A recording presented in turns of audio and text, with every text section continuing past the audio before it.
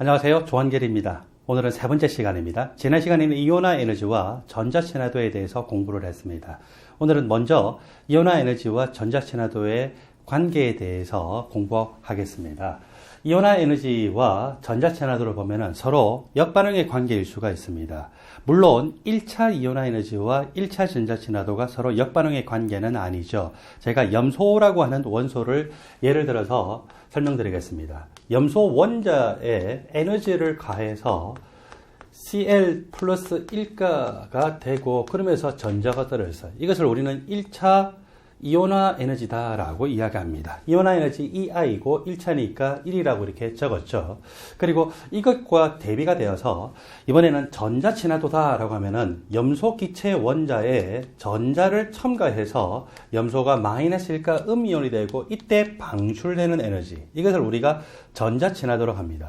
이온화 에너지는요, 중성 기체 상태에서 전자를 한 개씩 계속 떼어낼 때 1차, 2차, 3차, 4차가 되고, 따라서 전자를 계속 떼어내다 보니까 중성 기체 상태에서 플러스 1가, 플러스 2가, 플러스 3가 이런 식으로 양의 전하수가 커지게 되겠죠. 전자친화도 같은 경우에는 중성 기체 상태에다가 전자를 계속 첨가를 해요. 첨가하면서 1차, 2차, 3차, 4차 나가게 되고, 그렇게 되면 전자가 첨가되었을 때, 전자가 한 개 들어왔을 때 마이너스 1가 음이온이 되죠. 그 다음에 또 두 번째 전자가 들어오면은 마이너스 2가, 세 번째 전자가 들어오면은 마이너스 3가 형태로 해서 마이너스의 전하값이 점점 절대값으로 커지는 것을 볼 수가 있습니다. 자, 이렇게 했을 때 이 반응과 이 반응은 서로 역반응 관계입니까? 역반응 관계가 아니죠. 이거 두 개는 역반응의 관계가 아닙니다. 역반응이 되려면은 이 생성물이 그대로 이렇게 반응물로 와야 되고, 또 이 반응물이 생성물로 와야 되는데 플러스고 이거는 중성원자 상태, 그리고 이것은 0가 중성원자 상태고 마이너스 1가니까 해당이 안 되죠. 그런데 이 반응 그 자체를요 그대로 역반응을 해볼까요? 자, 생성물이 반응물로 됩니다. Cl 플러스 기체 상태에다가 전자를 첨가했을 때 Cl 원자가 되고 그때 방출되는 에너지, 이렇게 하니까 이거는 일종의 전자친화도하고 비슷한 식이 되죠. 단지 중성 원자 상태에서의 전자친화도가 아니고 플러스 1가 상태에서의 전자친화도다라고 할 수가 있겠죠. 중성 원자 상태에서의 전자친화도면은 1차 전자친화도, 그리고 그 다음에는 2차, 3차, 4차 나갈 텐데 그 1차 전자친화도보다 그 이전이기 때문에 이걸 우리가 편의적으로 어떻게 하면 될까요? 마이너스 1차 전자친화도다라고 표현하면 되겠죠. 이렇게 되다 보니까 이 1차 이온화 에너지와 마이너스 1차 전자친화도는 서로 무슨 관계입니까? 역반응 관계이죠. 역반응 관계이기 때문에 이때 이 에너지 값이나 이때 이 에너지 값이나 에너지 값 그 자체는 동일하다. 그리고 전자친화도 마찬가지예요. 1차 전자친화도의 또 역반응은 몇 차 이온화 에너지하고 똑같을까요? 마이너스 1차 이온화 에너지하고 똑같은 방식으로 나타낼 수 있습니다. 자, 이렇게 해서 여러분들이 가해서 마이너스 1차 이온화 에너지는 1차 전자친화도와 동일하고 마이너스 1차 전자친화도는 1차 이온화 에너지 값과 동일하다. 그 에너지 값 자체가 같다라고 하는 것을 이해하십시오. 그 다음에 나번. 이미 앞에서 이야기했다시피 이온화 에너지는 더 고차로 가면 갈수록 그 값이 더 커지게 됩니다. 그렇게 커지는 것은 전자가 떨어지면 떨어질수록 전자 개수가 적어지니까 전자 간의 반발력이 적어지죠. 전자 간의 반발력 효과를 우리는 가리움 효과라 하고, 가리움 효과가 점점 감소합니다. 전자 간의 반발력이 적어지니까 남아있는 전자는 핵하고의 인력을 그대로 다 극복해서 전자를 떼어내기 때문에 에너지가 많이 필요하겠죠. 이온화 에너지 값이 증가합니다. 그리고 전자를 떼어내다 보면은 어떤 경우에는 더 안쪽 전자 껍질에 있는 전자를 떼어내야 되겠죠. 그 안쪽 전자 껍질에 있는 전자는 핵과의 인력이 크기 때문에 전자를 떼어내는데 유난히 많은 에너지가 필요하겠죠. 그러므로 이온화 에너지가 굉장히 크게 증가합니다. 결론적으로 이온화 에너지는 예외 없이 1차보다 2차가 크고 2차보다 3차가 크고 3차보다 4차가 크고 이렇게 해서 더 고차를 갈수록 항상 증가하더라. 그렇다면 전자친화도는 어떻게 될까요? 다음번입니다. 전자친화도는 더 고차로 가면 갈수록 예외 없이 또 항상 감소가 돼요. 이온화 에너지하고의 정반대 효과겠죠. 중성원자 상태에 전자가 들어오게 되면은 전자 개수가 많아지니까 전자 간의 반발력이 커지겠죠. 전자 간의 반발력이 커지니까 서로 밀어내니까 밖에서 전자를 탁 떼내려고 할 때 이것들이 서로 밀어낼 때에 그거를 이용한다라면은 쉽게 떼낼 수가 있겠죠. 그래서 전자 친화도가 갈수록 감소합니다. 어떤 경우에는 중성원자 상태에서 전자가 들어오다 보면은 원자과 전자 껍질이 다 채워져요. 그리고 또 전자가 더 들어오면은 바깥쪽 전자 껍질이 채워지니까 그것은 핵하고의 거리가 너무 멀어서 인력이 작으니까 그 전자 떼낼 때는 또 에너지가 훨씬 적게 필요하겠죠. 그래서 전자 껍질수 증가가 되면은 전자 친화도는 굉장히 크게 감소하더라. 자, 어떻게 되거나 간에 전자 친화도는 갈수록 고차로 가면 갈수록 감소하더라. 이온화이즈는 고차로 가면 갈수록 증가하고 전자 친화도는 고차로 가면 갈수록 감소하죠. 여러분들 교재 50쪽에서 라번의 내용을 볼까요? 자, 이번에 이온화 에너지와 전자 친화도의 절대값 그 자체를 비교를 하는 거예요. 이온화 에너지는 중성 원자 상태에서 전자를 떼내는 거죠. 앞에서 우리가 정리하기를 이온화 에너지는 핵과 원자가 전자 간의 정전기적인 인력을 에너지 값으로 나타낸 거. 전자 친화도는 핵과 첨가되는 전자 간의 그 정전기적인 인력을 에너지 값으로 나타냈다고 했고, 중성 상태에서 핵과 원자가 전자 간의 인력보다 거기에다가 또 첨가하는 전자는 전자 간의 반발력 때문에 핵과 첨가된 전자 간의 인력은 알짜로 따져보면 훨씬 적겠죠. 그래서 어떤 원소이거나 간에 항상 전자 친화도보다 이온화 에너지는요 훨씬 큰 값을 가지게 됩니다. 여러분들 50쪽에 아래쪽에 있는 그래프를 봤더니 이 아래쪽에 있는 이 부분 값들이 모두 각각의 원소들의 전자 친화도, 그리고 위쪽에 있는 값들이 그 각각의 원소들의 이온화 에너지 값이고, 전자 친화도는 보통 보면은 200, 300 이런 식으로 그 값 자체가 작은데 이온화 에너지는 어때요? 뭐 1000, 2000 또는 적어도 수백 이상 이렇게 되면서 어떤 원소를 비교하거나 간에 항상 전자 친화도보다 이온화 에너지 값이 훨씬 더 큰 값을 가지는 것을 볼 수 있습니다. 심지어 중성 기체 상태 원자들 중에서 전자 친화도가 가장 큰 원소가 누구였어요? 3주기, F 바로 밑에 있는 3주기 17족 원소인 염소가 전자 친화도가 가장 컸거든요. 염소의 전자 친화도가 가장 커요. 그 다음에 중성 기체 상태의 원자들 중에서 이온화이즈가 가장 작은 원소는 알칼리 금속들이고, 그 중에서도 주기가 큰 세슘이라는 원소. 프란시움은 또 핵의 양성자수가 너무 많아서 세슘보다 약간 큰데, 이 세슘이라는 원소가 모든 중성 기체 상태의 원자들 중에서 이온화이즈가 제일 작거든요. 세슘의 위치가 어디냐 봤더니 세슘 여기 있는데, 아니 세슘의 이온화 에너지가 아무리 다른 원소들에 비해서 작더라도 전자 친화도가 가장 큰 원소인 염소의 전자 친화도보다 어때요? 약간 더 큰 것도 볼 수가 있겠죠. 그래서 여러분들은 두 가지를 기억하세요. 첫 번째로 각각의 원소들에서 전자 친화도보다 이온화 에너지 값이 훨씬 큰 값을 가지더라. 그리고 두 번째입니다. 전자 친화도가 가장 큰 염소의 전자 친화도보다도 이온화 에너지가 가장 작은 세슘의 이온화 에너지가 조금 더 큰 값을 가지더라. 그러니까 결론적으로 말하면 전자 친화도와 이온화 에너지는 중성 기체 상태를 기준으로 했을 때의 전자 친화도와 이온화 에너지를 봤을 때는 이온화 에너지 값이 전자 친화도보다 훨씬 크구나라고 하는 것을 볼 수 있겠죠. 여러분들 교재 51쪽에서 이온화 에너지와 전자 친화도에 대한 간단한 문제를 풀어보겠습니다. 다음은 2주기에서 3주기 원소를 나타내고 있습니다. 2주기 원소 리튬, 베릴륨, 풍소, 탄소, 칠소, 산소, 플로르. 3주기 원소 소디움, 마그네슘, 알루미늄, 규소, 인, 황, 염소. 이온화 에너지와 전자 친화도에 대한 정의를 다음과 같이 했죠. 중성 기체 상태 원자 1몰에 에너지를 가했더니 전자 1몰이 떨어졌더라. 그 에너지를 이온화 에너지라 하고, 물론 중성 기체 상태의 원자들은 플러스 1가의 양이온이 되겠죠. 전자 친화도입니다. 중성 기체 상태 원자 1몰에 전자 1몰을 첨가했더니 에너지가 발생이 됐더라. 그것을 전자 친화도라 하고, 중성 기체 상태 원자에다가 전자를 첨가했기 때문에 마이너스 1가의 음이온이 됐겠죠. 자, 이 각각의 식에서 이온화 에너지 값도 기본적으로 양수값이고 전자 친화도 값도 기본적으로 양수값이에요. 이온화 에너지 과정은 흡열 과정이에요. 에너지를 가하지 않으면 전자가 떨어지지 않죠. 전자 친화도 과정은 일반적으로는 예외적인 2족, 15족, 18족을 제외하고는 다 8열 과정이기 때문에 이렇게 에너지 양이 생성물에 있습니다. 자, 이 이온화 에너지와 전자 친화도에 대한 설명으로 옳은 것을 고르라라고 했죠. 위의 원소들의 이온화 에너지와 전자 친화도에 관한 것 중에 옳은 것. 1번. 소듐은 탄소보다 핵의 양성자 수가 많으므로 1차 이온화제가 더 크다. 자, 주기율표를 봤을 때 소듐의 위치가 어디에 있습니까? 3주기 원소 여기에 있죠. 탄소의 위치는 어디에 있습니까? 여기에 있죠. 이온화에너지는요, 주기율표상에서 오른쪽 위로 가면 갈수록 커요. 소듐보다 탄소가 1차 이온화제가 훨씬 더 커요. 괜히 이 핵의 양성자 수 어쩌고 하는 것에 넘어가면 안 되겠죠. 1번의 설명은 틀렸습니다. 2번, 베릴륨은 소듐보다 전자껍질수가 적으므로 1차 전자친화도가 더 크다라고 이야기했는데, 여러분들 전자친화도가 예외적으로 크게 감소하는 게 어디가 있었어요? 2족, 15족, 18족 원소이죠. 2족 원소인 이 베릴륨은요, 1족 원소인 리튬, 그리고 그 밑에 있는 소듐보다도 전자친화도가 예외적으로 크게 감소해서 오히려 훨씬 더 작습니다. 여기 선택지 2번의 내용도 틀렸습니다. 선택지 3번. 질소는 탄소보다 핵의 양성자 수가 많으므로 1차 전자친화도가 크다.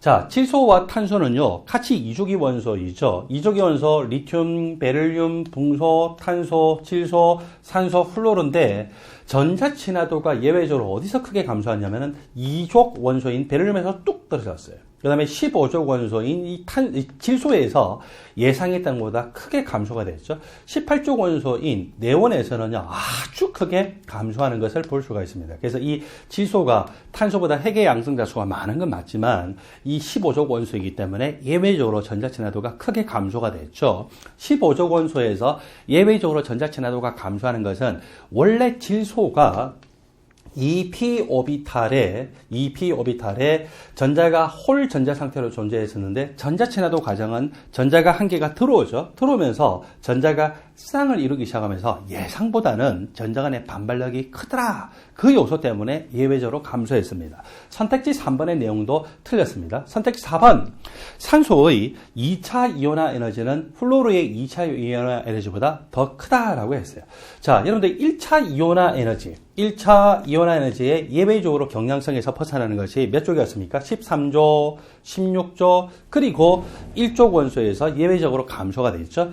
2차 이온화 에너지는요, 예외적으로 어디서 감소했어요? 14조, 17조, 2족에서 예외적으로 감소하게 되고, 따라서 이 17족 원소인 플로르의 2차 이온화 에너지는 16족 원소인 산소의 이 이온화 에너지보다 더 큰 것이 아니고, 예외적으로 17족 원소가 약간 감소가 됐기 때문에 오히려 더 작고, 산소의 2차 이온화 에너지가 더 큽니다. 선택지 4번의 설명은 옳은 설명입니다. 산소의 2차 이온화 에너지가 F의 2차 이온화 에너지보다 더 크다. 그러므로 여기서 우리가 한번 정리를 해볼까요? 이온화 에너지, 1차 이온화 에너지의 예외적인 감소는 13족, 16족, 1초. 2차 이온화 에너지의 예외적인 감소는 14족, 17족이죠. 그 다음에 3차 이온화 에너지는 그러면 몇 쪽에서 예외적으로 감소할까요? 15족, 18족, 13족으로 되겠죠? 그리고 그러면 전자친화도를 같이 평행하게 따져보면 어디서? 2족, 15족, 18족. 그래서 이런 식으로 해서 사선 형태로 해서 비교를 할 수가 있구나라고 하는 것도 볼 수 있습니다. 여기서 전자친화도를 하면은 특별한 말이 없는 중성 기체 상태 원자 1몰을 기준으로 하는 거기 때문에 1차 전자친화도를 말하는 것이겠죠. 여러분들 이런 식으로 이런 것 공부하는 것도 같이 익혀놓으시기 바랍니다. 여기 예제 문제에서 선택지 4번이 옳습니다. 답은 4번입니다. 자, 선택지 5번도 왜 틀렸나라고 하는 것을 볼까요? 선택지 5번. 소듐의 2차 이온화제보다 마그네슘의 2차 이온화제가 더 크다라고 했는데, 소듐의 경우에는요, 11번 원소예요. 첫 번째 전자껍질에 전자 2개, 두 번째 전자껍질에 전자가 몇 개입니까? 8개가 있죠. 세 번째 전자껍질에 1개가 있었어요.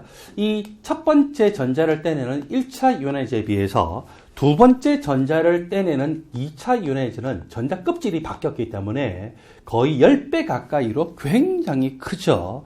마그네슘 같은 경우에는 두 번째 전자까지 떼내더라도 아직도 원자과 전자 껍질, 마그네슘은 12번 원소고 첫 번째 전자 껍질에 전자 2개, 두 번째 전자 껍질에 전자 8개, 세 번째 전자 껍질에 전자 2개고, 1차 이온화 에너지도 제일 바깥쪽에 전자 떼내는 것, 2차 이온화 에너지도 바깥쪽에 전자 떼내는 것, 1차보다 2차가 크긴 크지만 1차보다 2차가 10배 가까이 크진 않죠. 왜냐면 아직도 같은 전자 껍질이기 때문에. 그런데 소듐 같은 경우에는 1차 이온화 에너지보다 2차 이온화 에너지가 엄청나게 크고, 그것은 전자가 원자과 전자 껍질보다 안쪽에 있었던 전자이기 때문에 핵하고의 거리가 매우 가깝다는 것이죠. 매우 가까워서 인력이 너무 커서 1차 이온화제보다 약 9배 정도 크다라고 하는 것을 지난 시간에 공부를 했습니다. 선택지 5번의 내용이 틀린 설명입니다. 그래서 예제에서 옳은 것을 고른 것은 선택지 4번이었습니다.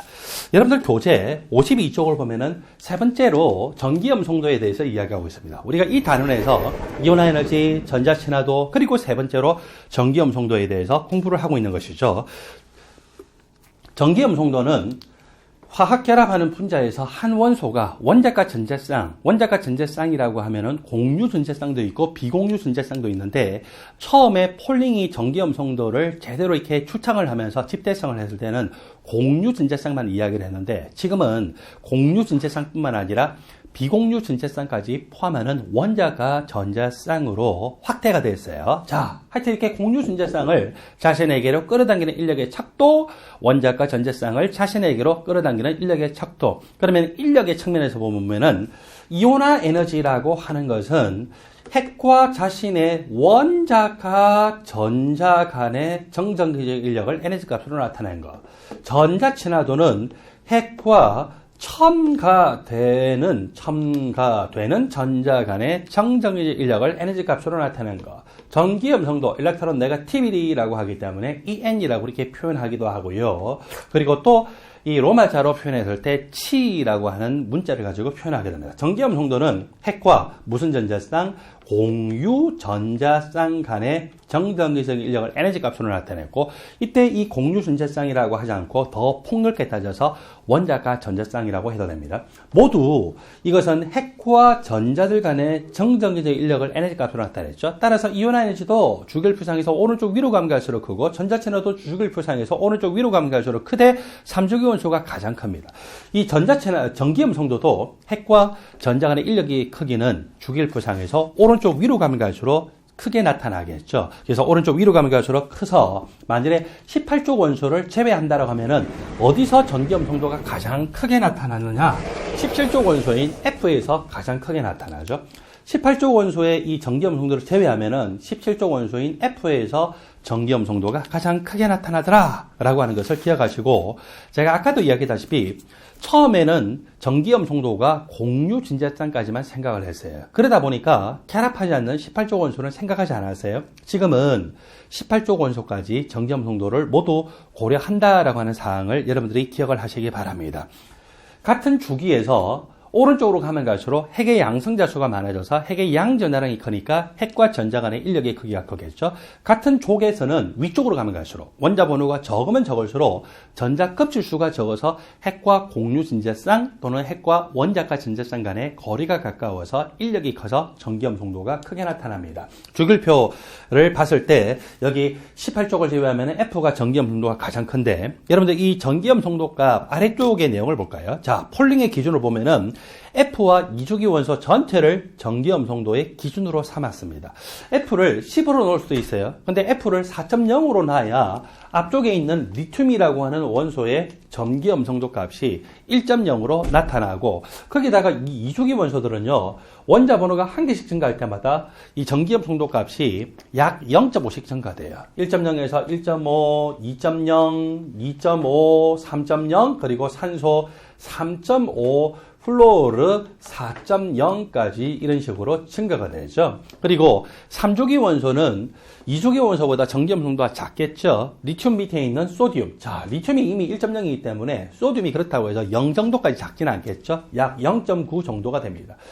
2주기 원소에서는 원자 번호가 하나 증가할 때마다 전기염 송도가 약 0.5씩 증가되는데, 3주기 원소들은요 약 0.3씩 증가돼요. 그래서 0.3 정도 증가되다가 마지막에서 0.4, 0.5 증가돼서 제일 끝에 있는 이 염소가 3.0 정도의 전기염 송도 값을 가집니다.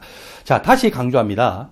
폴링이 전기염 송도 값을 캐럿 해리 에너지 값을 이용을 해서 계산을 해서 이렇게 세웠는데, 그때 이주기 원소 전체를 기준으로 삼았어요. 그렇게 이주기 원소 전체를 기준으로 삼을 때 F가 4.0이 돼야 리튬이 1.0이 되고, 여러분들 이주기 원소 기억하세요? 이주기 원소 첫 번째 원소인 리튬이 전기염 송도가 1.0이다. 그리고 18조 원소를 제외하고 제일 마지막에 있는 F가 4.0이다. 얼마씩 차이 납니까? 0.5씩 차이가 난다라고 하는 것을 기억을 하십시오. 그리고 수소 같은 경우에는 전기염 송도 값이 약 2.2 정도로 나타나거든요. 이 정도는 여러분들이 예의상 그냥 암기를 해놓고 넘어가 주시기 바랍니다. 자, 밑에 두 번째 주결표상에서 오른쪽으로 가면 갈수록 유효핵전화, 핵의 양성자수가 많기 때문에 유효핵전화가 커지겠죠. 그리고 또 위로 갈수록 전자급실수가 적어서 18조 원소를 제외하면 F가 제일 크고, 그 다음에 18조 원소를 포함하면은요, 18조 원소는 무조건 그 주기에서 전기염 송도 값이 가장 커요. 2주기 원소를 보면은 F보다 네온이 4.8로 더 크죠? 3주기 원소를 보면 염소가 3.0인데 아르곤은 얼마? 3.15 더 크죠? 4주기, 5주기, 6주기 다른 주기를 보더라도 각각의 주기에서 18쪽 원소까지를 포함하면은 18쪽 원소가 그 주기에서 가장 큰 전기염 송도 값을 가진다. 왜 그럴까요? 18족 원소가 그 각각의 주기에서 핵의 양성자 수가 제일 많아서 핵의 양전하란 값이 크기 때문에 그렇겠죠. 자, 마지막으로 52쪽의 아래쪽에 있는 전기염 송도의 다른 정의들을 볼까요? 폴링의 전기염 송도뿐만 아니라 여기서 보니까 밀리칸의 전기염 송도, 그리고 올레드 로초의 전기염 송도, 그리고 알렌의 전기염 송도가 있는데, 먼저 올레드 로초의 전기염 송도 값에 대한 식을 이렇게 봤더니 이 값은 뭐하고 좀 비슷하죠? 예, 맞습니다. 쿨롱의 법칙하고 거의 비슷하게 나타났어요. 그래서 그 쿨롱의 법칙을 이용해서 나타낸 것이 올레드 로초의 전기염 송도. 그 다음에 폴링의 전기염 송도 다음으로 중요한 전기염 송도가 바로 밀리칸의 전기염 송도예요. 우리는 바로 앞에서 이온화 에너지와 전자 친화도를 배웠잖아요. 이온화 에너지와 전자 친화도의 평균값이 전기염 송도로 표시가 될 수도 있습니다. 그리고 이렇게 표시가 된 것이 폴링의 전기염 송도값하고 거의 잘 일치가 됩니다. 마지막으로 이 알렌의 전기염 송도는 1990년대 초반에 알렌이 미국 과학계지에 발표를 처음 시작을 하면서 그때부터 세월이 지났어요. 자, 1990년대 초반이니까 지금 약 20여 년 정도 지났죠. 그렇게 되면서 가장 정확한 전기염 송도 값으로 이 각광을 받고 있는데, 왜 가장 정확할 수밖에 없냐면, 이것은 X선이나 자외선을 각각의 원소들에 대해서 조사를 해가지고 실험적으로 분광학적으로 직접 구한 거예요. 그러다 보니까 값으로 따지면 가장 정확할 수밖에 없겠죠. 자, 대신에 알렌의 전기염 송도는요, 주족 원소라고 하는 것 또는 전형 원소라고 하는 것에 대해서만 적용을 할 수가 있어요. 전이금속 원소에 대해서는 적용을 할 수가 없습니다. 주족 원소, 전형 원소는요, 3주기 원소를 기준으로 해보면은 원자과 전자가 어디에 있습니까? 3s 오비탈, 3p 오비탈에 있죠. 그리고 4주기 원소라면은 4s 오비탈, 4p 오비탈. 2주기 원소라면은 2s 오비탈, 2p 오비탈까지 있잖아요. 그래서 각각의 그 np 오비탈과 ns 오비탈에 있는 전자수, 이 전자수를 다 고려를 하는 거예요.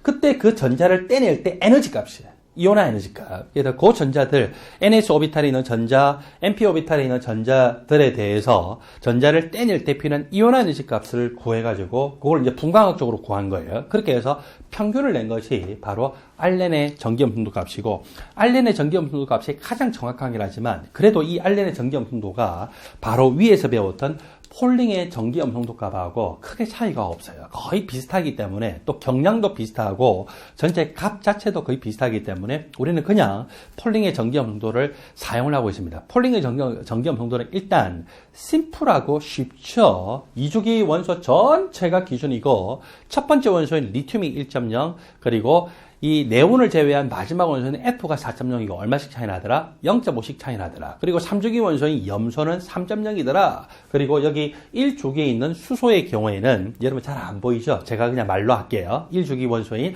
수소의 경우는 2.2 정도가 되더라 라고 하는 것으로 암기하시면 됩니다. 여러분 교재 53쪽으로 가볼까요? 그렇다면 이렇게 폴링이 전기염 송도라고 하는 것을 구했는데, 이 전기염 송도의 용도가 도대체 뭘까요? 전기염 송도라고 하는 것을 정한 이유가 있어요. 자, 역사적인 배경으로 보면은 어떤 이유로 해서 전기염 송도 나오냐면은, 여러분들은 지금은 H2O에서 H와 O가 공유 결합한다라고 다 알고 있죠? 그리고 NaCl에서 NA와 Cl이 무슨 결합한다고요? 이온 결합한다라고 하는 것을 이미 다 알고 있어요. 왜냐하면은 비금속 원소 간의 결합은 공유 결합이고 금속 원소와 비금속 원소 간의 결합은 이온 결합이라는 사실을 이미 알기 때문에. 그런데 이 1930년대까지만 하더라도 아직도 금속과 비금속의 분류가 명확하지 않았어요. 그리고 공유 결합, 이온 결합에 대한 개념도 완전히 확정이 지어지지 않은, 즉 결론이 안 나 있는 상태였어요. 그래서 이것들이 도대체 공유 결합이냐, 이온 결합이냐, 결합의 성격은 분명히 다른데 이 이온 결합이다, 공유 결합이라는 것을 분류를 하기 위한 어떤 수치적인 데이터가 필요하거든요. 그것으로서 등장이 된 게 바로 폴링의 전기염 농도 값이었어요. 자, 그래서 이 전기염 농도 값을 보면은 우리는 그것이 이온 결합이냐, 공유 결합이냐라고 하는 사실을 잘 알 수가 있습니다. 자, 인접하이는 원소들끼리 결합을 하는데 전기염 농도 차이값, 일렉트론 네거티비티죠. 델타는 차이값입니다. 그 값이 1.7보다 크면은 거의 대부분의 경우는 이온 결합을 하더라. 그리고 전기염 농도 값의 차이가 1.7보다 작으면은 무슨 결합? 예, 극성 공유 결합. 그리고 전기염 농도 차이가 없어요. 이때는 비금속 원소들 칸에만 결합할 때를 지금 말하는 건데, 비금속 원소들 칸에만 결합할 때 전기염 농도 차이가 제로라는 것은 그것은 동일한 원소 간의 결합이겠죠. 폴링의 전기염 농도 값을 보면은 N의 전기염 농도가 3.0이에요. CL의 전기염 농도가 3.0이에요. 근데 그것은 소수점 첫째 자리까지만 봤을 때 그런 것이고, 소수점 둘째 자리 또는 그 이하까지 보면은 어떤 원소도 전기염 농도가 정확하게 일치되는 원소가 없습니다. 그래서 전기염 농도 차이가 없다라고 하는 것은 동일한 비금속 원소 간의 결합이고, 그건 당연히 무극성 공유 결합에 해당이 되겠죠. 자, NaCl 같으면은요, NA가 전기염 농도가 0.9입니다. CL의 전기염 농도 값이 얼마로 나타납니까? 그 값이 3.0이었죠? 이 차이 값이 2.1. 이 차이 값이 2.1이기 때문에 이것은 이온 결합이구나.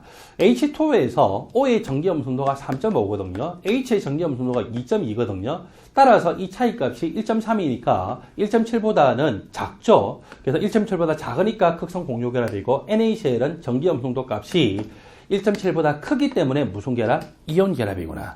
그래서 이런 식으로 결론을 내릴 수가 있었다는 것입니다. 자, 그 다음에 전기염 농도 값의 차이를 1.7로 정한 것은 뭐에서 비롯되냐면은 이온 결합의 성격이 50%인 것이 전기염 농도가 1.7이에요. 그래서 여러분들 이 그래프를 보면은 이온 결합의 성격이 50%인 것을 Y축으로 놨죠. 그래서 0부터 시작해서 100%까지. 그 다음에 결합하는, 인접하는 원소들의 전기염 농도 차이 값이 0부터 시작해서 점점 증가하는 이것이 X축으로 놓았었는데, 이온 결합성이 50%보다 큰 것들을 봤더니 대부분의 물질, 물론 모든 물질이 그런 거 아니에요. 대부분의 물질이 전기염 농도 차이가 1.7보다 크더라. 그래서 1.7을 기준으로 했습니다. 그 다음에 HF와 같은 물질, F가 전기염 농도가 4.0이에요. H가 2.2죠. 이런 것들을 봤더니 결합하는 원소들의 전기염 농도 차이가 1.7보다 더 크죠. 그래서 예외적으로 전기염 농도가 1.7보다 큰데도 불구하고 이것들은 사실 이온 결합성의 성질을 계산을 해보면은요, 50%보다 작아요. 이것들은 극성 공유 결합을 하고 있어요. 그래서 HF라든지 BF3와 같은 전기염 농도 차이 값이 1.7보다 크더라도 저것들은 극성 공유 결합이지 이온 결합이 아니다라고 하는 것을 반드시 기억하셔야 되죠. HF 그리고 BF3에서 구조를 그려보면은 HF 선형 구조죠. BF3에서 B, F, F, F 이렇게 나타나는데, HF에서 F가 4.0, 수소가 2.2, 따라서 전기염 농도 차이 값은 1.8, 1.7보다는 크지만 예외적으로 극성 공유 결합이다. 왜냐하면 H도 비금속 원소고 F도 비금속 원소이기 때문에. 자, BF3에서 B와 F 간의 결합도 마찬가지죠. B의 전기염 농도 2.0, F의 전기염 농도 4.0. 전기염 농도 차이 값은 2.0이나 나지만 이것들은 무슨 결합이라고요? 이온 결합이 아니라 극성 공유 결합이다. 왜냐면은 F가 비금속 원소고 붕소도 비금속 원소이기 때문에 그렇더라. 자, 이렇게 예외적인 것은 여러분들이 그냥 익혀놓으시기 바랍니다. 그 다음에 우리가 앞에서 이미 이야기했어요. 산화수를 결정하는 기준이 바로 전기염 농도예요. 어떤 화합물에서 어떤 원소 두 종류 이상이 결합하고 있는데, 그때 음의 산화수를 가지는 것은 전기염 농도가 더 큰 원소입니다. 양의 산화수를 가지는 것은 전기염 농도 값이 상대적으로 작은 원소입니다. 그래서 산화수를 결정하는 기준, 전기염 농도가 큰 원소가 음의 산화수, 전기염 성도가 작은 원소가 양의 산화수를 가진다. 앞에서 우리가 공부했던 것에 대해서 같이 복습 삼아서 공부를 해볼까요? 자, NaCl이다 라고 하면은 누가 전기염 성도가 큽니까? Cl이 크죠? NA가 작아요. 알칼리 금속은 전기염 성도가 가장 작은 원소. 왜냐하면 주결편에서 제일 왼쪽에 있기 때문에 Cl이 음의 산화수를 가져요. 마이너스 1가. NA가 전기염 성도 작으니까 양의 산화수 플러스 1가의 산화수를 가지죠. 그 다음에 얘 1번에 있는 거 이미 우리가 공부를 앞에서 했지만 한 번 더 복습해 볼까요? 산소가 제일 전기염 성도가 크죠. 음의 산화수 마이너스 2, 4개만큼 마이너스 8. 전기염 성도가 제일 작은 것이 여기서는 수소입니다. 플러스 1, 2개만큼 플러스 2. 수소는 플러스 1가 아니면은 마이너스 1가의 산화수를 가진다고 했었죠. 여기서는 자기가 전기염 성도가 제일 작기 때문에 플러스 1. 자, 이렇게 해보니까 화합물은 기본적으로 산화수가 표시가 안 되어 있을 때 0가거든요. 0가가 되기 위해서는 O 4개가 마이너스 8가, H 2개가 플러스 2가니까 황 한 개당 몇 가가 돼야 될까요? 플러스 6가의 산화수를 가져야 되겠죠. 이렇게 해서 황의 산화수가 플러스 6가다라는 것을 구했습니다. 지난번에 구했던 것 중에서 과망간산 포타슘이라고 하는 물질에 대해서 같이 이야기해 볼까요? 전기염 성도 제일 큰 원소가 산소 마이너스 2, 4개만큼 마이너스 8, 제일 작은 원소 알칼리 금속 플러스 1, 따라서 망간은 플러스 7의 산화수를 가집니다. 그리고 전기염 성도를 구할 때 얘 2번과 얘 3번 같은 경우에는 제가 앞에서 이미 설명을 드린 바대로 여러분들이 전기염 성도에 대해서 조심을 하셔야 되는 원소들입니다. 자, 앞부분에 대해서 여러분들이 복습을 하시기 바랍니다. 여러분들 교재 54쪽 이제 전기염 성도에 관한 예제 문제를 같이 풀어볼까요? 다음은 1주기에서 3주기 원소를 나타내고 있습니다. 자, 폴링의 전기염 성도의 기준은 몇 주기 원소라고요? 예, 2주기 원소이죠. 2주기 원소 리튬 1.0 그리고 여기 제일 오른쪽에 네온을 제외하고 플로르가 4.0 얼마씩 증가합니까? 0.5씩 증가되죠. 1.5, 2.0, 2.5, 3.0, 3.5 그리고 소듐의 전기염 농도는 리튬보다 더 아래쪽에 있기 때문에 더 작아요. 0.9 얼마씩 증가됩니까? 0.3씩 증가돼서 제일 끝에는 0.4, 0.5 증가돼서 염소가 3.0입니다. 그리고 수소의 전기염 농도는 2.2다라고 하는 것을 암기하자고 했죠. 여러분들은 전기염 성도를요, 이 2주기 원소와 수소 정도까지는 예의상 암기를 해놓도록 하십시오. 그러면 문제를 기계적으로 빨리 푸는데 도움이 될 수가 있습니다. 자, 선택지 1번부터 보는데 옳지 않은 것을 고르라고 했어요. 1번, 일반적으로 비금속성이 클수록 전기염 성도가 크죠? 예, 맞습니다. 주결표상에서 오른쪽 위로 가면 갈수록 비금속성이 크다라고 하고 전기염 성도가 커지는 것이 맞죠. 그리고 위의 원소들, 적어도 이 중에서는 F가 전기염 성도가 가장 큽니다. 선택지 1번의 설명이 옳습니다. 2번, 소듐의 전기염 성도하고 베릴륨의 전기염 성도를 비교하는데 소듐보다 베릴륨이 주기율표상에서 어디에? 오른쪽 위에 있죠. 전기염 성도는 예외 없어요. 18쪽 원소를 제외하고 무조건 오른쪽 위로 가면 갈수록 전기염 성도 값이 큽니다. 여러분들 이온화 에너지나 전자친화도를 보면은요, 예외가 참 많았죠. 1차 이온화 에너지를 기준하면은 13족, 16족, 1족에서 예외, 그리고 전자친화도를 보면은 1차 전자친화를 받을 때 2족, 15족, 18족에서 예외, 거기다가 전자친화도는 비금속 원소를 보니까 2주기보다 3주기가 더 크잖아요. 근데 전기염 성도 예외 없어요. 무조건 오른쪽 위로 가면 갈수록 크다라고 생각하시면 됩니다. 자, 그래서 선택지 2번, NA보다 베릴륨이 주기율표상에서 더 오른쪽 위에 있기 때문에 전기염 성도 값의 수치를 보나 원래 우리가 알고 있었던 흐름상으로 보나 옳은 설명입니다. 선택지 3번, 결합하는 원소들 간에 전기염 성도 차이가 크면 클수록 이온 결합성이 증가한다. 맞습니다. 전기염 성도 차이가 크면 클수록 이 이온 결합성이 증가한다라고 하는 것은 바로 앞에 이 그래프에서 했죠. 전기염 성도 차이가 클수록 일반적으로 이온 결합성 백분율이 증가하는 것이 맞아요. 그리고 B와 F 간의 공유 결합에 대한 결합 해리 에너지는 탄소와 F 간의 결합 에너지보다 더 크다. 이 설명도 옳은 설명입니다.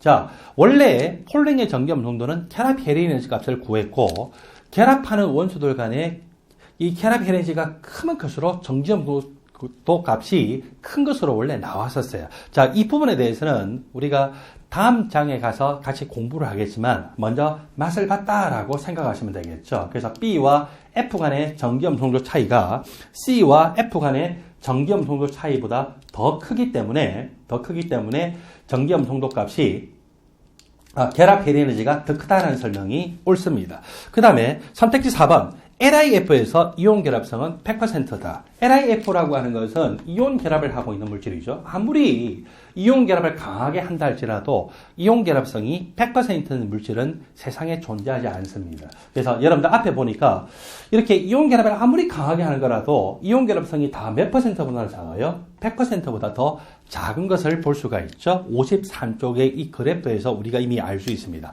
선택지 4번의 설명은 이 틀린 설명입니다. 선택지 5번.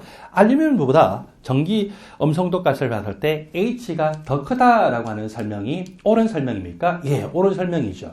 알루미늄의 전기 음성도는 적어도 붕소가 2.0인 건 우리가 알고 있잖아요. 이것보다는 어때요? 더 작거든요.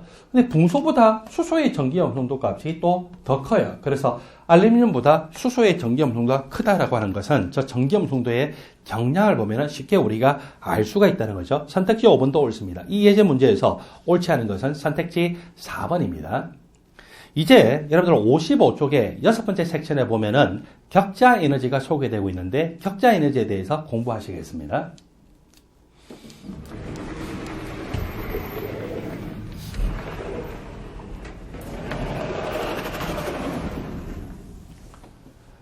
NaCl이라고 하는 물질은 우리가 이온 결합하는 물질로 알고 있습니다. 어떻게 알고 있느냐? Na라고 하는 것은 금속 원소, 그리고 Cl이라는 것은 비금속 원소. 금속 원소와 비금속 원소가 서로 결합을 하면은요, 금속 원소는 비금속 원소에게 전자를 잃어서 양이온이 되고, 비금속 원소는 전자를 얻어서 음이온이 되겠죠. 그리고서 이 양이온과 음이온 간의 정전기적인 인력에 의해서 이온 결합을 할 수가 있습니다. 그런데 이 NaCl이라는 것이 형성될 때의 엔탈피 변화를 우리가 표준 생성 엔탈피라고도 하고 표준 생성열이라고도 하는데 그것에 대해서 같이 따져보자는 것이죠. 먼저 NaCl이 생성되기 위해서 재료가 누가 있느냐? 소듐이라고 하는 고체 물질. 소듐에 즉 Na의 호돈소 물질이죠. 그리고 또 염소의 호돈소 물질은요, 염소 분자 기체입니다. 이것들이 1대 2분의 1의 비로 반응하면은 NaCl이라는 고체 물질이 생성되고, 자, 소듐이라는 고체 금속과 염소 분자라고 하는 기체 물질이 서로 같은 반응 용기에서 만나게 되면은 폭발적으로 반응을 해요. 그래서 폭발적으로 반응하면서 기껏 생성된 것이 소금. 자, 이렇게 NaCl이 생성이 됩니다. 엄청나게 큰 발열 반응이에요. 에너지적으로 높은 상태에서 낮은 상태로 가죠. 자, 이 에너지적으로 높은 상태에서 낮은 상태로 가는데 이 최초 상태에서 최종 상태로 변화가 되죠. 이렇게 변화가 될 때 이 최초 상태에서 최종 상태로 변화가 될 때는 원래 어떻게 합니까?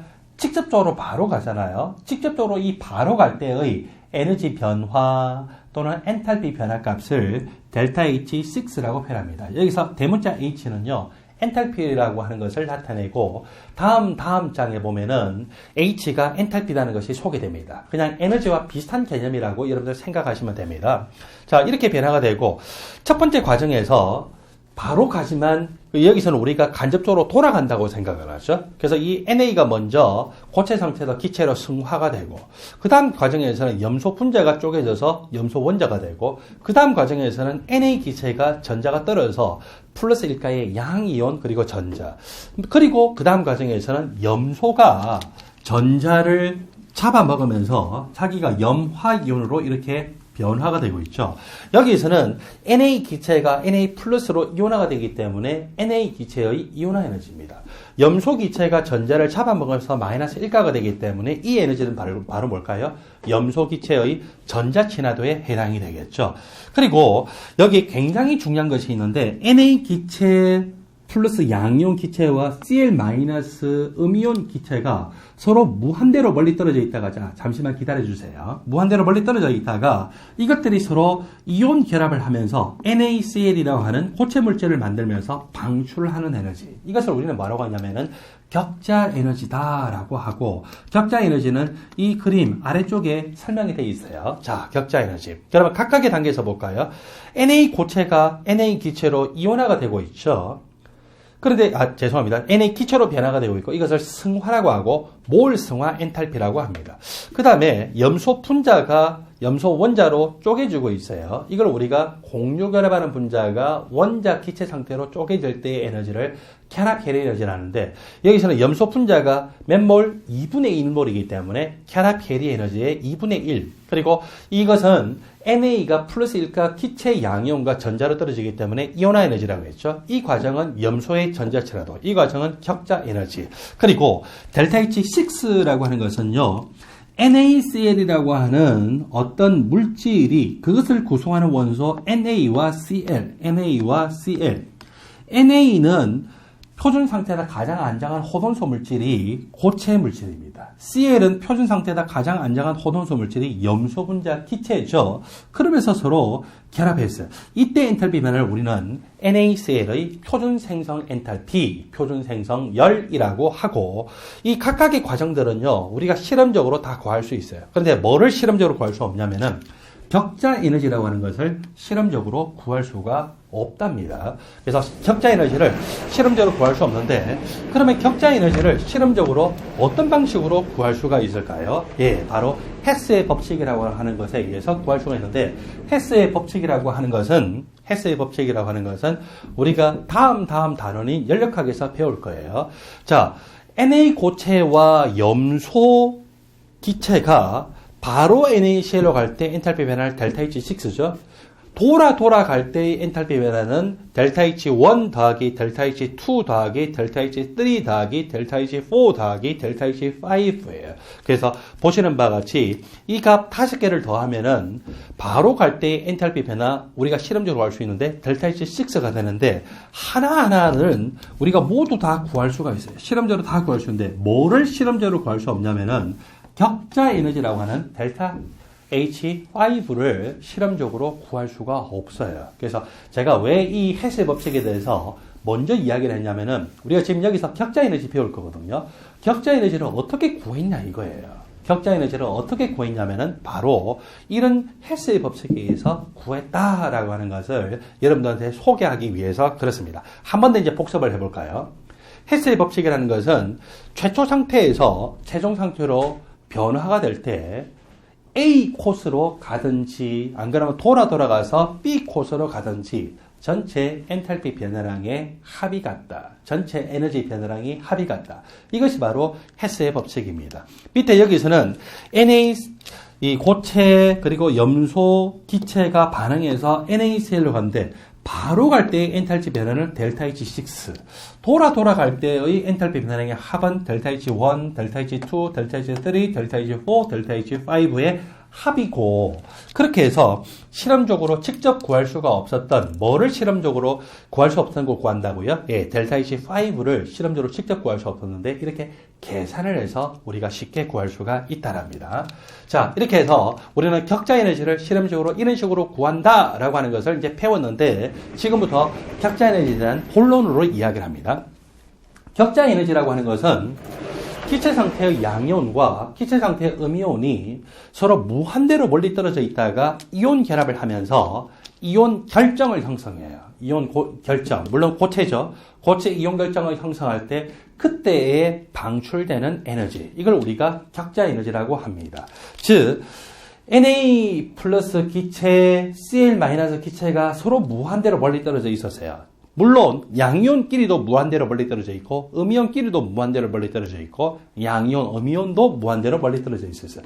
이것들이 서로 모여들면서 양이온 주위에 음이온, 음이온 주위에 양이온, 그리고 또 양이온 바깥에 음이온, 음이온 바깥에 양이온, 이렇게 둘러싸면서 서로 무한대로 이온 결합을 하죠. 그렇게 되면서 이온 결정을 형성하게 되고, 그때 엔탈피 변화를 우리가 격자 에너지다라고 정의합니다. 근데 조심하셔야 돼요.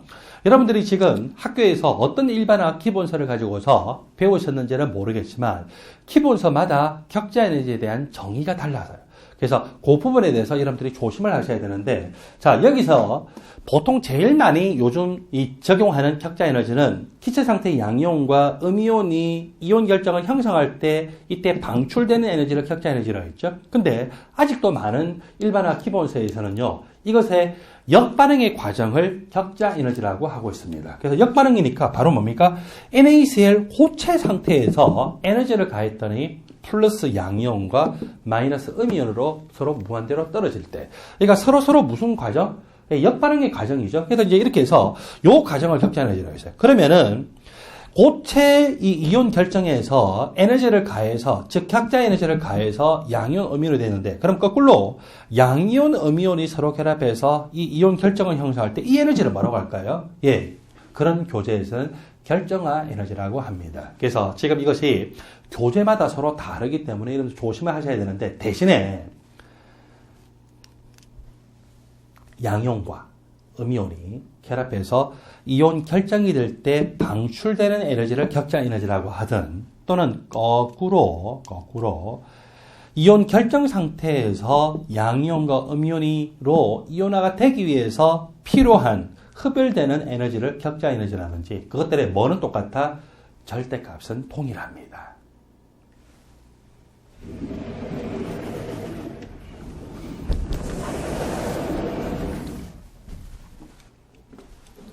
여러분들 교재 56쪽을 보면은요, 격자 에너지를 이제 절대값으로 그냥 생각을 해서 격자 에너지에 영향을 미치는 인자, 가장 큰 인자가 세 가지가 있지만 그 중에서도 세 번째 인자는 전공서적 정도에서 여러분들이 배우셔야 되는 마데롱 상수에 관한 것이기 때문에 여기서는 생략을 하고, 그 마데롱 상수보다도 더 중요한 가장 큰 인자 두 개만 설명을 드리고요. 이런 것들이 실제로 여러분들이 대학원에 진학을 할 때나, 또는 기술고시를 준비를 하거나, 또는 교원 임용고시라든지, 또는 미트디트, 피트 시험을 준비를 하거나, 여러 가지 변리사 시험과 같은 이 시험을 준비를 할 때 나오는 내용들입니다. 자, 마데롱 상수에 관해서 여러분들이 공부하셔야 되는 분들은 나중에 다른 교재를 가지고 추가적으로 공부를 하시는데, 마데롱 상수에 관한 것은 저의 EBS 일반화학 총론교재, 일반화학 상권에 자세하게 설명이 되어 있기 때문에 그것을 보시면서 공부를 하시거나 저에게 질문을 던지시면 제가 여러분들한테 질문을 드리도록 하겠습니다. 질문에 대답을 하겠습니다. 자, 이렇게 해서 격자 에너지에 영향을 미치는 인자, 가장 큰 인자는 두 가지인데, 그게 바로 쿨롱의 법칙에 근거를 한 거예요. 이온 결합력의 크기는 양이온과 음이온의 중심 간의 거리가 가까우면 가까울수록 정전기성 인력이 커지겠죠. 그래서 격자 에너지가 커집니다. 그 다음에 또 양이온의 양전하, 즉 플러스 1가보다는 플러스 2가, 플러스 2가보다는 플러스 3가로 양전하 값이 크면 클수록 격자 에너지가 더 커지고, 그리고 음이온의 전하도 마찬가지겠죠. 마이너스 1가보다는 마이너스 2가, 마이너스 2가보다는 마이너스 3가로 되면 될수록 음이온의 음전하가 클수록 쿨롱의 법칙에 하면은 이온 결합력이 커지면서 격자 에너지의 절대값이 커집니다. 그래서 가장 대표적인 예들을요, 자, 이 아래쪽에 있는 표가 있는데 표의 내용 중에서 우리가 묶어서 생각을 해볼까요? 자, 첫 번째 내용을 볼까요? Na 플러스 양이온인데, 이 Na 플러스 양이온이 플로로아 이온하고 결합할 때 격자 에너지, 염화 이온하고 결합할 때 격자 에너지, 브로마 이온하고 결합할 때 격자 에너지, 그리고 요오드와 이온하고의 결합할 때 격자 에너지 보니까 어느 쪽으로 갈수록 격자 에너지 값이 커져요. 절대값이. 예, 플로라 이온 쪽으로 가면 갈수록 커지죠. 그래서 그것에 대해서 보는 것이 첫 번째 것. 그 다음에 두 번째 것은 염화 이온이라고 하는 음이온이 이제 고정이 되는데, 이번에 양이온을 바꾸죠. 리튬 양이온, 소듐 양이온, 포타슘 양이온. 누가 결합할 때 격자 에너지가 커져요? 리튬 양이온 쪽으로 가면 갈수록 격자 에너지가 커지죠. 세 번째로 나오고 있는 얘는 이 플로라 이온이라고 하는 음이온을 고정을 딱 시켰어요. 자, 이렇게 고정을 시켰는데, 그때 같이 결합을 하는 양이온을 봤더니 Na 플러스 양이온 결합할 때, 그리고 그것하고 같은 주기에 있는 마그네슘 이온과 결합할 때, 또 같은 중에 있는 알루미늄 3가 이온과 결합할 때 보니까 어느 쪽으로 가면 갈수록 커져요? 양이온의 양전하 값이 크면 클수록 커지는 것을 볼 수가 있겠죠. 그래서 이 세 가지 데이터들을요, 우리가 같이 비교를 하면서 생각을 해볼까요? 첫 번째 것입니다. 양이온은 Na 플러스, 자, 양이온의 양전하는 플러스 1가예요. 음이온도 마이너스 1가로 똑같아요. 플로라 이온, 염화 이온, 브로마 이온, 요오드 이온 마이너스 1가로 똑같죠. 양이온의 양전하 플러스 1, 음이온의 음전하 마이너스 1. 그런데 양이온은 소듐 이온으로 동일한데 음이온의 주기가 어때요? 점점 커지고 있죠. 음이온의 주기가 커지면 커질수록 이 양이온의 핵과 음이온의 핵 간의 거리가 가면 갈수록 어떻게 됩니까? 멀어지죠. 그래서 저렇게 멀어지니까 정성 인력이 작아서 격자 에너지가 작아지죠. 오히려 어느 쪽으로? 플로로 이온 쪽으로 오면 올수록 양이온과 음이온 중심 사이에 거리가 가까워서 이온 결합력이 커지고 격자 에너지가 커집니다. 두 번째 예로서 봤던 것이 이것이죠.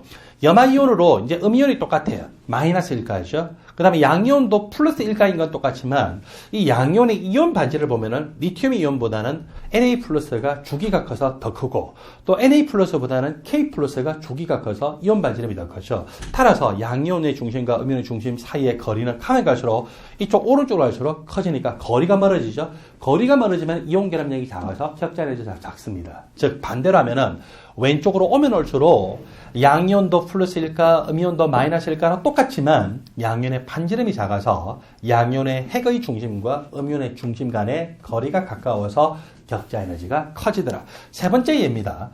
세 번째 예에서는 플로라 이온이라고 하는 음이온의 종류가 똑같아요. 양이온, Na 플러스 마그네슘 2가 이온, 알루미늄 3가 이온. 자, 마그네슘 이온과 Na 플러스 이온과 알루미늄 3가 이온은 모두 3주기 원소의 전자들이 원자가 전자가 떨어나가는 양이온인데 여기서 뭐가 확실하게 차이나요? 예, 플러스 1가, 양이온의 플러스 2가, 플러스 3가. 이온 반지름을 봤을 때 소듐 이온보다 마그네슘 이온이 약간 작아요.